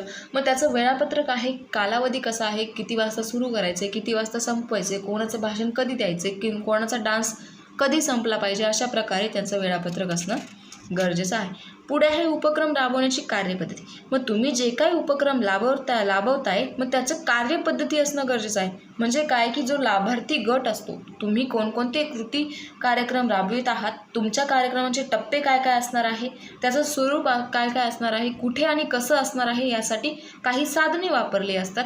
त्याचं आढावा घेणं म्हणजे कार्यक्रम पद्धतींचा वापर करणं, तंत्र पद्धती ज्या आहेत त्या वापरणं गरजेचं आहे. मग थोडक्यात कृती संशोधन आराखड्याप्रमाणे येथेही कार्यपद्धती नमूद कराव्या लागतात, पण अगदी कृती संशोधनाप्रमाणे कार्यपद्धती असेल असं नाही. येथे लवचिकता असणार आहे. म्हणजे काय की कृती संशोधनामध्ये जी काही सद्यस्थिती आहे, परिस्थिती आहे, त्यावर आढावा घेतलेला असतो, परंतु येथे तसं होत नाही. नवोपक्रममध्ये जे काय आहे त्यामध्ये तुमची फ्लेक्झिबिलिटी असणं गरजेचं आहे. तुम्ही जीही गोष्ट करताय ती 10-15 मिनटं किंवा मग एखादा दिवस लेट झाली तरी चालती. तसं कृती संशोधनामध्ये जी गोष्ट आहे तिचा सद्यस्थिती म्हणजे आत्ताची परिस्थिती काय आहे तोच आढावा तिथे घ्यावा लागतो. मग त्यासाठी काही टप्पे दिले आहे. कोणते कोणते आहे? गुणवत्ता संवर्धनासाठी काहीतरी नवीन प्रयोग करण्याची जाणीव. म्हणजे जे काही विद्यार्थी आहे गुणवत्ता वाढवण्यासाठी काहीतरी नवीन करणं गरजेचं आहे. जे नवीन उपक्रम आहे त्यांचं चिंतन करणं गरजेचं आहे. गरज यशस्वीता जी आहे त्यांच्या संदर्भात उपक्रम राबवणं गरजेचं आहे. प्राधान्यक्रमानुसार नवोपक्रमासाठी विषय निश्चिती करणे गरजेचं आहे. आराखडा करणं गरजेचं आहे. कार्यपद्धती आणि निश्चित राबवण्याची गरजेचं आहे. प्रत्यक्ष कार्यवाही करणं, पडताळा पाडणं, संकलन आणि विश्लेषण करणं, निष्कर्ष काढणं आणि शेवटी अहवाल लेखनसुद्धा गरजेचं आहे. मग पुढे आहे नवोपक्रम अहवाल लेखनाचे टप्पे. मग त्याचं संकल्पना, स्वरूप आणि महत्त्व काय काय आहे तर ते आपण बघूया. मग शिक्षक शालेय स्तरावर उपक्रम राबवताना पण तो अहवाल स्वरूपात लिहित नाही. मग त्यामुळे राबवलेले जे उपक्रम आहे ते सादरीकरण होत नाही, सदर उपक्रमात इतरांपर्यंत पोहोचत नाही, त्यांना लाभ मिळत नाही आणि या पद्धतीने उपयोजन होत नाही. मग त्या दृष्टीने उपक्रम जे आहे ते राबवल्यानंतर अहवाल लेखनाला एक वेगळे स्वरूप असतं, ते महत्त्व प्राप्त झालं पाहिजे. मग शास्त्रोक्त पद्धतीने झाले तर राबवलेले जे काही नवोपक्रम आहे ते यथोचितरित्या सादरीकरण होत असतात. म्हणजे तुम्ही जो अहवाल लिहिला तो सगळ्यांपर्यंत पोहोचला तर सर्वांना कळतं की तुमच्या कार्यक्रमाची रूपरेखा काय आहे, तुमचा कार्यक्रम कशा प्रकारे पार पडला हे सगळं कळतं. पुढे आहे त्याचे टप्पे आहे अहवाल लेखनाचे. मग कोणतं आहे? नवोपक्रमाचे शीर्षक म्हणजे काय की तुम्ही जो उपक्रम लिहिताय त्याचं शीर्षक नेमकं काय आहे, ते कशासाठी लिहिताय, ते प्रतिबिंब आहे, उद्दिष्ट साध्य करण्यासाठी लिहिताय की नाही तर ते त्यामध्ये लिहिणे गरजेचं आहे. उदाहरणार्थ काय की 5वीच्या विद्यार्थ्यांना सार्वजनिक ठिकाणांचा परिचय करून देणं, त्यांच्या कार्याची ओळख करून देणं. गरज मग या घटकात तुम्ही ज्या विषयांची नवोपक्रम करताय त्या घटनाची सद्यस्थिती मांडून त्याची किती प्रमाणात गरज आहे, त्याच्यासाठी कोणता उपक्रम राबवायला हवा त्याचं स्पष्टीकरण व तपशील व्यक्त करणं गरजेचं असतं. उदाहरणार्थ काय की विद्यार्थ्यांना सार्वजनिक ठिकाणांची तात्विक माहिती देण्यापेक्षा प्रत्यक्षात सार्वजनिक ठिकाणांना भेट द्या. म्हणजे काय की सपोज तुम्हाला वेरूळची लेणी सांगितली आहे, मग त्याची वेरूळची लेणी खूप पूर्वीच्या काळाची जुनी आहे, असं आहे तसं आहे हे सांगण्यापेक्षा तिथे जाऊन त्यांना डायरेक्ट भेट द्या. म्हणजे काय होईल, त्याची गरज जी आहे ती व्यावहारिक दृष्टिकोनात विकास त्याचा होईल आणि विद्यार्थ्यांचं जे काय आहे ते सर्जनशीलतेला विकास त्यातून मिळेल. पुढे आहे उद्दिष्टे. मग जे काही नवोपक्रम राबवल्यामुळे विद्यार्थी, शिक्षक, पालक, शाळा इत्यादी उपक्रमाचा फायदा कोणाला आणि कशा स्वरूपात झाला याची उद्दिष्टे जी आहे ती साध्य झाली की नाही हे तपासून बघणं. उपक्रमाचे नियोजन. मग जे काही तुम्ही उपक्रम राबवणार आहे त्याचे नियोजन करणं, निवड करणं, अंमलबजावणी करणं गरजेचं आहे. उपक्रम कशा प्रकारे झाला आहे, तो कसा राबवला आहे, त्याचं वेळापत्रक काय होतं, कार्यवाही कशी झाली, कोणकोणत्या गोष्टी गरजेच्या होत्या, कोणकोणत्या गोष्टीचा कालावधी कसा होता, उपक्रमाचे स्थळ काय होतं, हे सगळं त्यामध्ये असणं गरजेचं आहे. पुढे आहे उपक्रमांची कार्यवाही. मग उपक्रमांची कार्यवाहीमध्ये काही टप्पे पडतात आणि काही पद्धती, नोंदी ज्या असतात त्यांचा वापर त्यामध्ये केलेला असतो. मग काय गोष्टी असतात त्यात? नवोपक्रम राबवण्यापूर्वीचे निरीक्षण व त्यांच्या नोंदणी. म्हणजे त्याच्या नवोपक्रम आपण करलाय त्याच्या आधीची जी काही परिस्थिती होती त्याचं नोंदी ठेवणं गरजेचं आहे. नवोपक्रम राबवताना असताना घेतलेली जी काही निरीक्षणे असतात ती गरजेची आहे. कृती राबवताना असलेले जे काही अडचणी आल्यात आणि कोणते तंत्रे वापरलं हे कार्यवाहीमध्ये येतं. पुढे आहे उपक्रमाची यशस्वीता आणि अनुमान. म्हणजे तुम्ही जो काही उपक्रम राबवलाय त्या उपक्रमामध्ये तुम्हाला किती प्रमाणे यश आलं, किती प्रमाणात आलं यासाठी शेकडेवारी व आलेखांचा वापर केल्यास आपले जे काही म्हणणे आहे ते आपल्याला अधिक सुस्पष्टपणे मांडता येते. मात्र जेथे शक्य नसेल तेथे उपक्रमाची यशस्वीता वर्णनात्मक विधानांद्वारेही स्पष्ट करता येते. नंतर आहे समारोप. मग पुढील नवोपक्रमांसाठी इतरांसाठी जे काही उपक्रम आहे ते उपयोगी शिफारशींचे समारोप मानला गेला पाहिजे. परिशिष्टी, पूर्व चाचण्या, उत्तर चाचण्या, साधनांची नमुने, प्रश्नावली, मुलाखती अशा साधनांची वापर इथे परिशिष्टीमध्ये जोडावा लागतो. संदर्भ सूची, मग ज्या ज्या संदर्भ ग्रंथांचा, संदर्भ साहित्यांचा तुम्ही वापर केला आहे ते तिथे लिहावं लागतं. सर्वसाधारणपणे अहवालाची पृष्ठसंख्या जी आहे ती 30 ते 40 पेजांची असायला हवी. अहवाल छोटा म्हणजे 2-3 पेजचा नसावा, मोठा असायला हवा. मग कृती संशोधन व नवोपक्रम यातील फरक आता आपण बघूया. मग काय आहे त्याचा फरक जाणून घेण्यापूर्वी कृती संशोधन व नवोपक्रम म्हणजे काय ते नीट समजून घेणं गरजेचं आहे. तर का या पाठ्यक्रमाच्या अभ्यासात सुरुवातीला आपण कृती संशोधन म्हणजे काय ते जाणून घेतलं. त्याचा थोडक्यात मतितार्थ असा होतो की कृती संशोधनाची जी समस्या आहे ती विशिष्ट परिस्थितीतून निर्माण झालेली असते किंवा स्थानिक स्वरूपाची असते, ती छोटी समस्या असते. मग दैनंदिन ज्या समस्या असतात त्या संबंधित ती समस्या असते. ज्ञानात फार मोठी भर घालणं हे कृती संशोधनाचं ध्येय नसतं. मग कृती संशोधनामध्ये काय होतं, जी काही दैनंदिन परिस्थिती आहे ती सुधारणा व्हावी, मग त्यामध्ये समस्या सोडवण्यावर विशेष भर दिलेला असतो. शिक्षक आणि किंवा इतर जे विद्यार्थी आहेत ते एकत्र येऊ शकतात. यामध्ये भाग घेणारे जे शिक्षक आहेत ते विशिष्ट प्रकारचे प्रशिक्षणसुद्धा घेऊ शकतात. कृती करणं ही विशेष महत्त्वाची भूमिका त्यामध्ये असतं. समस्येवर आधारित कृती केल्यानंतर सद्यस्थिती किती प्रमाणात सुधारणा झाली त्याचं मूल्यमापन करणं हे प्रचंड महत्त्वाचं असतं. त्याचा दर्जा जो आहे तो सद्यस्थितीचा दर्जा आहे, गुणवत्तेचा दर्जा आहे, तो किती प्रमाणात उंचावला गेला की नाही त्याच्या आधारे त्याची व्याप्ती जी आहे ती खूप जास्त मर्यादित असते. थोडक्यात सांगायचं म्हणजे काय, शैक्षणिक समस्येचा केलेला शास्त्रशुद्ध अभ्यास म्हणजे कृती संशोधन. म्हणजे काय की जी सद्यस्थिती असते त्याचं वर्णन करणं, त्याचा अभ्यास करणं म्हणजे कृती संशोधन. मग नवोपक्रम म्हणजे काय की नवीन उपक्रमाने झालेले जे असे परिवर्तन की ज्यात नाविन्य असते, नवीनता असते, इंग्रजीत इनोव्हेशन्स असं त्याला म्हटलं जातं. मग काय की नवोपक्रम म्हणजे व्यक्तीला प्रतीत होणारी नवी कल्पना. एच.जी. बार्नेट यांनी म्हटलं आहे की नवोपक्रम म्हणजे वर्तमान स्वरूपापेक्षा गुणात्मकदृष्ट्या वेगळा असणारा विचार असं वर्तन. मग नवोपक्रमात कुतूहल, जागृती हा गुण महत्त्वाचा असतो. मग शैक्षणिक क्षेत्रात संशोधन कार्य करणारे जे व्यक्ती आहे आपल्या संशोधनातून नवोपक्रम सुचतात. कधी कधी प्राप्त परिस्थितीतून कार्य करीत असतात. मग शिक्षकांना नवोपक्रम सुचतात. नवोपक्रम शाळेत कार्यान्वित केले जातात, तो शाळेत अंमलबजावणी केली जाते. म्हणजे काय की शिक्षण हे समाज परिवर्तनाचे एक प्रभावी साधन आहे. मग समाजात आजपर्यंत जी परिवर्तने झाली, जे बदल झाले, समाजाचा जो विकास होत गेला तो फक्त शिक्षणामुळे झाला. मग समाजात अजूनही काहीतरी खूप बदल घडून येऊ शकतात आणि ते आवश्यक आहे. ते फक्त कोणामुळे होणार आहे, शिक्षणामुळे होणार आहे. म्हणजे त्या पार्श्वभूमीवर नवोपक्रमांचे जे नवीन विचारांचे, नवीन पद्धतींचे खूप महत्त्व आहे. मग कृती संशोधन आणि नवोपक्रम यांचा हेतू अध्यापन सर्जनशील, कसदार आणि आनंददायी व्हावे हा आहे. मग कृती संशोधन हे शास्त्रीय पद्धतीवर आधारलेले असतात. तर्कसंगत, संतशोधक आणि वस्तुनिष्ठता ही कृती संशोधनाची वैशिष्ट्ये आहे. तर नवोपक्रम हा अध्यापन आनंदाने पार पाडण्यासाठी नूतन मार्ग आहे. कृती संशोधनात स्थानिक समस्या केंद्रबिंदूस्थानी ठेवल्या असतात. माझी समस्या मला सोडवली आली पाहिजे या वृत्तीने, तसेच शास्त्रीय पद्धतीचा शोध करून समस्या सोडवण्याचा यशस्वी प्रयत्न केला जातो. तर नवोपक्रमामध्ये एखादा उपक्रम प्रायोगिक तत्वावर राबवला जातो आणि त्याची व्यवहार्यता जी असते ती तपासून पाहिली जाते. कृती संशोधन हे शिक्षण क्षेत्रातील दैनंदिन समस्येशी निगडीत आहे. तर नवोपक्रम जे आहे ते दैनंदिन बदलाशी किंवा नवीन पद्धतीशी संबंधित आहे. कृती संशोधनात समस्येची निवड करावी लागते. तर कृती संशोधनाचा आराखडा जो असतो तो तयार करावा लागतो. स्वतःलाच काय, का, कोणी, कसे, केव्हा, कोठे, कोणासाठी हे प्रश्न त्यामध्ये विचारावे लागतात. मग 7 प्रश्नांवर कृती संशोधनाचा जो आराखडा आहे तो तयार केलेला असतो. तसंच नवोपक्रमामध्ये काय होतं की एखादा जुना विचार असतो त्याला नवीन विचार जागी ठेवला जातो. कधीकधी नवीन आणि जुन्या विचारांचे मिश्रित रूपही निर्माण केलं जातं. मग कृती संशोधनातून काही वेळा संशोधकांना नवोपक्रम सुचतात. थोडक्यात सांगायचे झाल्यास शिक्षण क्षेत्रात कृती संशोधनाची आणि नवोपक्रमांची गरज आहे. नवीन विचार, नवीन पद्धती तसेच नवीन जे कार्यक्रम आहे शिक्षणात चैतन्य व गतिमानता निर्माण करण्यात येते. मग कृती संशोधन आणि नवोपक्रम यांचा निकटचा संबंध आहे. दोन्ही कृती परस्पराशी संबंधित आहे, परस्पूरक आहे आणि शिक्षणाचं जी कायापलट आहे ती फक्त आणि फक्त या दोन्ही कृतींमुळे होऊ शकते. थोडक्यात म्हणजे काय की कृती संशोधन ही सद्यस्थितीवर आधारित असते. त्यामध्ये जे काही प्रश्न आहे ते त्याची उत्तरे जी आहे ती स्वतः शोधावी लागते. आणि नवोपक्रमामध्ये काय ते असतं की जे काय जुन्या पद्धती आहे किंवा जुनी जी पद्धत आहे, उपक्रम आहे त्याच्यामध्ये नवीन काहीतरी ॲड करणं, नवीन संशोधन करणं ते नवोपक्रमशीलमध्ये असतं. तर अशा प्रकारे कृती संशोधन ओळख आणि नवोपक्रम हा आपला पहिला चॅप्टर S3चा इथे कवर झालेला आहे।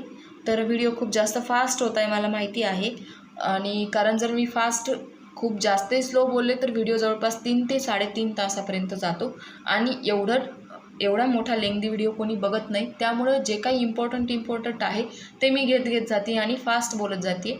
खूप जास्तच फास्ट होत असेल तर तुम्ही जो काय स्पीड आहे, प्लेबॅक स्पीड असतो तिथे ऑप्शनमध्ये, तिथे कमी करूनसुद्धा ऐकू शकतात। तर अशा प्रकारे आपला फर्स्ट चॅप्टर आहे तो संपलेला आहे। पुढे त्यांनी स्वाध्याय दिला आहे, वस्तुनिष्ठ लघुत्तरी प्रश्न चुटकी बरोबर। ठीक, तर इम्पॉर्टंट आहे, 9 मार्क्सला हा चॅप्टर आहे। तर पुढचा जो चॅप्टर आहे त्याचं नाव जे आहे ते कृती कौशल्यधारित विचार प्रवाह। लवकरच बघूया, भेटूया परत पुढच्या व्हिडिओमध्ये। Bye bye, take care.